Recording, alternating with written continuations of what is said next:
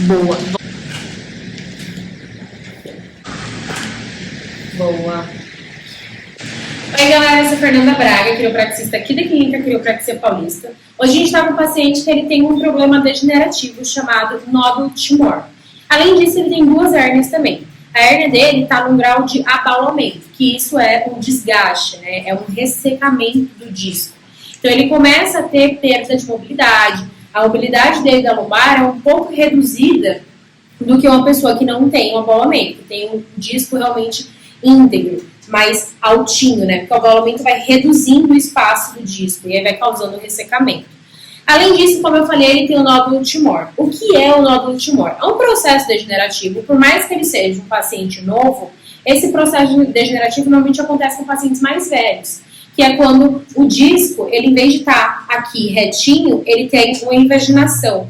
Então o disco ele fica assim. A gente vai colocar uma fotinha aqui do lado para vocês verem como que fica um paciente que tem nódulo timor. Então, o disco dele, em vez de ficar retinho aqui, né, que a gente chama platô, que é o nome do limite da vértebra, tem um corpo vertebral. Então, aqui é o meio da vértebra. Isso é um platô daqui de cima, superior, platô inferior. E aqui embaixo começa o disco dele. Então, em vez do platô dele estar assim retinho, o platô dele faz isso e o disco entra um pouquinho, né? Então, a gente começa a ter uma invaginação do disco vertebral, que não deveria estar aí, tendo em vista que ele é um paciente muito novo.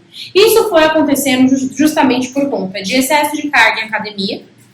Ele fazia muita atividade física também. Ele tinha uma vida muito ativa, ainda tem uma vida ativa, mas não como era antes.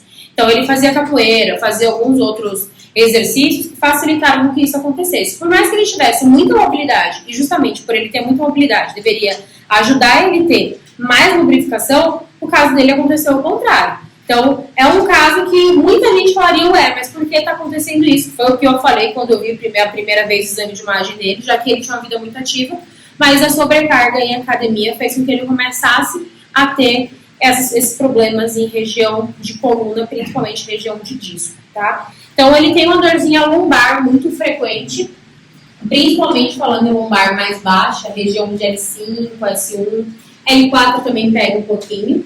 E aí ele começa a ter a sacroiliaca dele também alterada, por isso que ele tem diferença de membros. Eu já fiz a palpação do paciente, e quando a gente olha aqui, ó, tem uma perna mais curta que a outra, pouca coisa, não está muito mais curta, mas existe isso mostra que tem um desalinhamento em região de sacroiliaca, tá?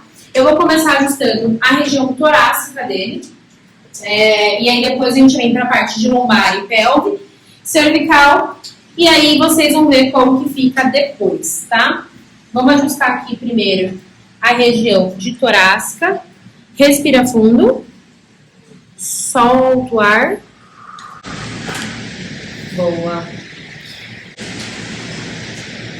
Mais uma vez, respira fundo, solta. Ele tem uma região de transição de cervicutorácica um pouco alterada também. Como que a gente sabe isso? A gente palpa, vê que tem um pouco mais de restrição de movimento, tá, na região. E quando a gente faz a palpação para poder saber o jogo articular, né, de um lado para o outro, o lado direito dele é mais rígido e é mais dolorido também, porque eu já perguntei para ele, ele falou que o lado direito dói um pouquinho mais. Então, eu vou baixar um pouquinho aqui a cabeceira do maca. Pode deitar. Quando a gente palpa assim, fazendo jogo articular, é para saber rotação. A vértebra dele deveria estar assim, retinha, ela foi um pouquinho mais pro lado. Por isso, quando ela está um pouquinho mais assim, o processo espinhoso dele feito aqui. Então, quando eu jogo para lá, é dolorido e um pouco mais restrito. Então, eu preciso jogar mais ainda para lá para poder voltar pro normal. Então, você vai virar a cabeça pro lado esquerdo. Isso. E relaxa, tá? E eu vou ajustar aqui região de T1, que é transição cérvico-torácica. Boa. Volta pro meio. Quando a gente palpa de novo, o movimento articular tá um pouco melhor. E é dolorido ainda? Não. Reduz a dor, né, o dolorido da região, porque a gente realmente conseguiu alinhar e jogar a vértebra para onde ela tem que ser jogada mesmo. Ajustar para o lado certinho, tá? Vamos ajustar agora a região de lombar e pelve dele.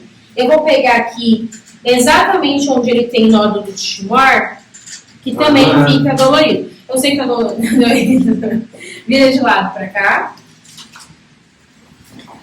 A vértebra lombar dele também sofreu uma rotação, tá? Além dele ter o processo degenerativo, ele tem uma vértebra que tá com uma rotaçãozinha. Então, eu vou ajustar essa região de L3.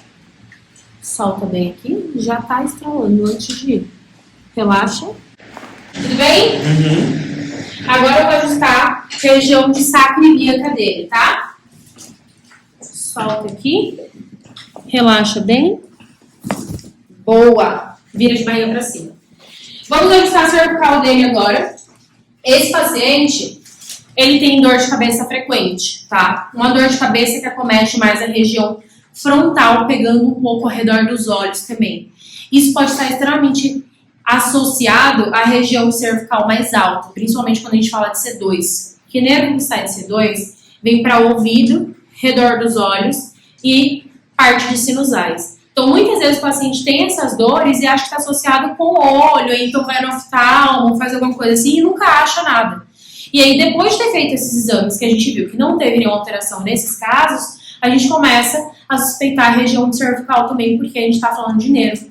E nervo está associado a tudo isso. Então, quando a gente palpa a cervical dele, tem a região de C2 bem alterada. Tanto que eu aperto, é dolorido, e tem menos mobilidade do que esse lado. Tá vendo como esse lado é um pouco mais móvel do que esse, e esse lado direito dele é mais dolorido também. Então, a gente vai ajustar a parte de C2, e ele tem uma alteração significativa em C6 aqui embaixo também, ó. Quando a gente aperta é um pouquinho dolorido e tem pouca mobilidade. Enquanto desse lado é muito mais móvel do que o outro. Então, vamos ajustar primeiro a C2 dele. Solta bem aqui. E agora a C6. Solta aqui. Quando a gente palpa de novo, ó, já é menos dolorido aqui. A mobilidade já tá melhor. E C2 também menos dolorido.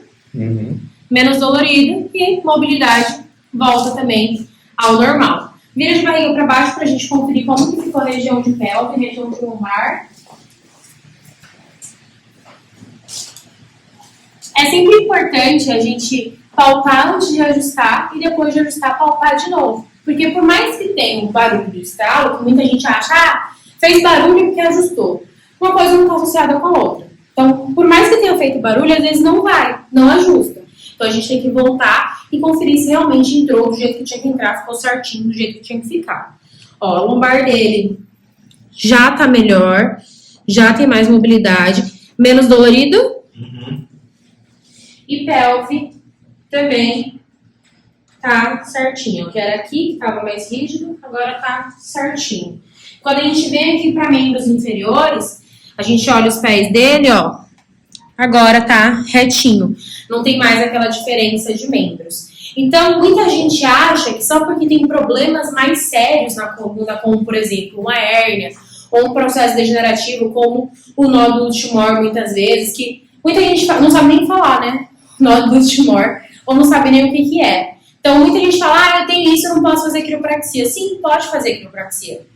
E deve fazer, para essas estruturas irem tendo mais mobilidade, tendo um reagrupamento mais certinho em relação ao alinhamento também. Então, é necessário fazer por mais que tenha essas alterações. Então, se você tem algum problema, como uma hérnia, que esteja no grau de abaulamento, protusão, extrusão, independente de como estiver, só sequestro que não. Mas o sequestro já é um caso mais cirúrgico. Mas se tiver qualquer desses níveis antes do sequestro, pode marcar sua consulta, pode fazer quiropraxia. Nódulo Timor também pode fazer quiropraxia, não tem problema. Dores de cabeça, a gente já tem vídeos aqui no canal também falando sobre dor de cabeça. Então, ajuda bastante, dá uma alteração bem relevante no corpo do paciente. Então, se você tem qualquer tipo dessas coisinhas, coloca aqui no comentário, fala o que você tem, que a gente vai dar uma olhada, dá ideias para vídeo pra gente também. Deixa o like, se inscreve no canal. E é isso, marca sua consulta. Beijo!